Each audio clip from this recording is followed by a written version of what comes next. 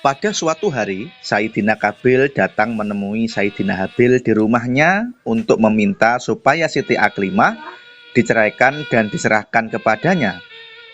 Sayyidina Habil sebenarnya sangat menyayangi kakak sulungnya, namun ia juga tidak berani melanggar keputusan sang ayah.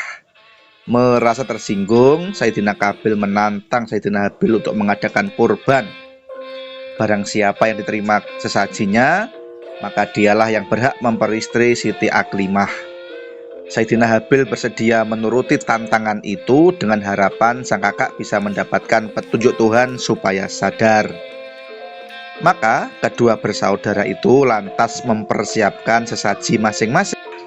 Karena Sayyidina Qabil seorang petani, maka korban yang ia sajikan pun berwujud hasil bumi, seperti buah-buahan dan palawija. Namun karena ia bersifat kikir, maka yang dipilih adalah buah-buahan dan palawija yang buruk, sedangkan yang baik disisihkan untuk dijual dan dipakai sendiri. Sementara itu, Sayyidina Habil seorang peternak, maka ia pun mengorbankan hewan-hewan peliharaannya.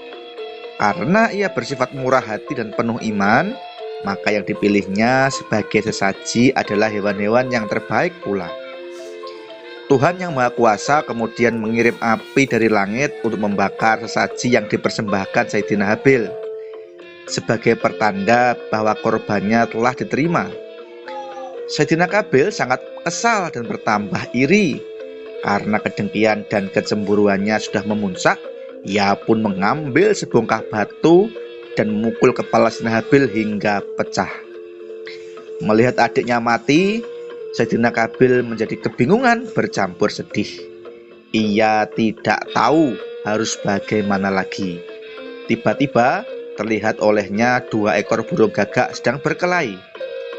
Gagak yang menang kemudian mengubur bangkai gagak yang mati di dalam tanah. Merasa mendapatkan petunjuk, Sayyidina Qabil pun menguburkan mayat Sayyidina Habil seperti gagak itu. Sayyidina Qabil kemudian menemui Siti Aklimah untuk menikahinya. Siti Aklimah menolak karena takut melanggar perintah sang ayah. Sayyidina Qabil tidak peduli dan ia pun memukul Siti Aklimah sampai pingsan. Kemudian membawanya lari meninggalkan negeri Kusnia Malaibari sejauh-jauhnya.